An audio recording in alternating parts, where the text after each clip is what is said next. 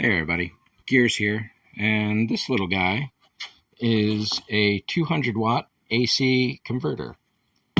Unfortunately, this angle grinder here is 120 volts at 4.3 amps, makes more than 200 watts. Luckily, this Dremel at 120 volts at 1.6 amps is close to within range of this guy. Why do I need these at all? Well, let's go up here to the car and take a look.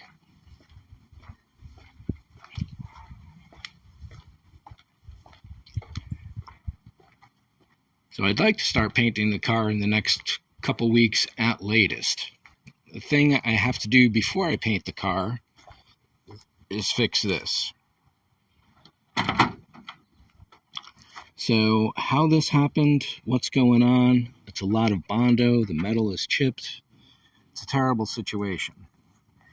I had thought they could simply, if I took this to an auto body shop, they could copy this compound curve here and either recreate it, hammer this back into place, recreate it, cut it out of a new piece of steel, whatever. But no, I have been to 3 auto body shops and every one of them says it'd be cheaper for me to buy a whole new door. And a whole new yellow door is going to be $500 shipped to me. I could get a red door or any other color. However, I really want to keep the anniversary value of this car intact, and putting a different colored door on, however well I sand it down, there's always going to be that original color.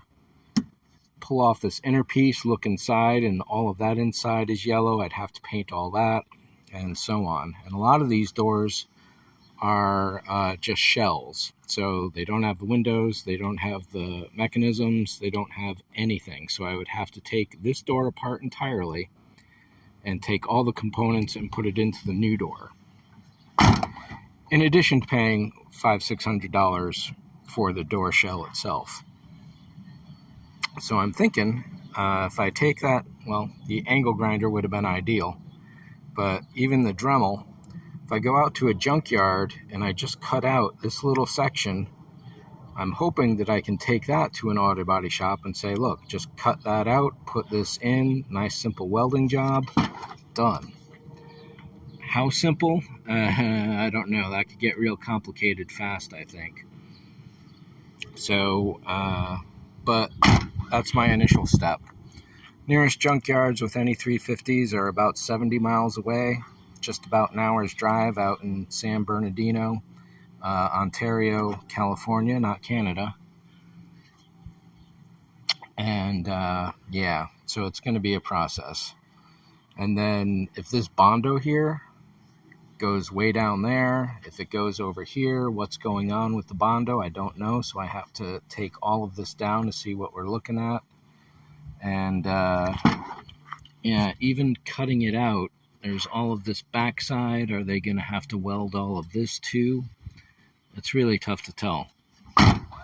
However, to save myself $500-600 and installing everything into the door after taking it out of this one, that's the route that I'm choosing. Which brings us back to the Dremel.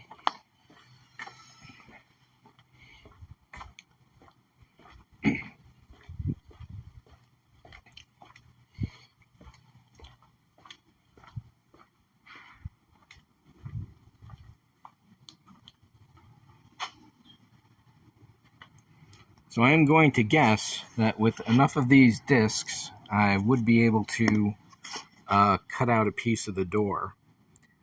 However, it's probably better if I just invest in a Makita angle grinder and go that way. So I'll shoot some video, and I'm probably, hopefully going to, oh no.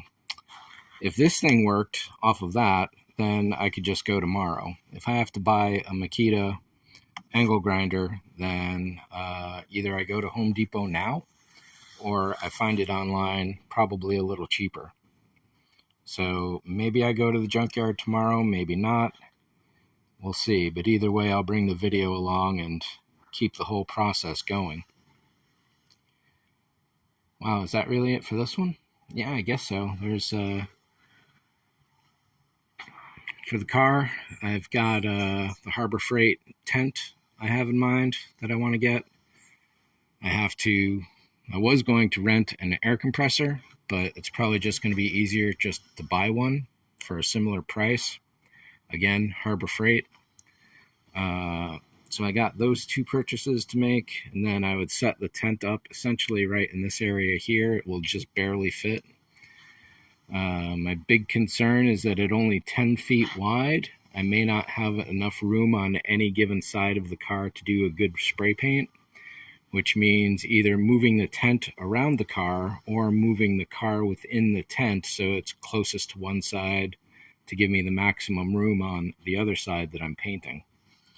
So it's going to be a process and a logistical situation that I got to figure out. But I really need to start the painting soon. Being a urethane paint, it's catalyst, so it pretty much cures almost instantly, or at least it hardens. However, I've been told by a couple people you really got to wait a full week before you even wash it, or even a couple more weeks before you even wax it and seal it up with the finishing coat of polish. So with that in mind, I do need to start moving on this sooner than later, even though the rest of everything I'm doing is not nearly done. So the good thing about going to the junkyard is I'll be able to pick up some various spare pieces of whatever I happen to need. I'm going to have to go through a list and see what I got. Picking up spare bolts, spare screws, spare nuts, spare clips. There's all sorts of tiny little spare things that would be handy to have if I can get a hold of them. Pulling motors out of the seats, all that kind of thing. So we'll see how all this goes. I really wish I didn't have to do this, but there's really no way around it, and this damage is just a serious nuisance going on. I mean, how did this even happen? I mean, one might think that being the edge here that's ripped outwards, maybe it was shoved inwards. I mean, how do you do this to this kind of steel? I just have no idea. Now the thing doesn't want to come up just as well. So yeah, that's where this is at. So, thanks for watching. See ya.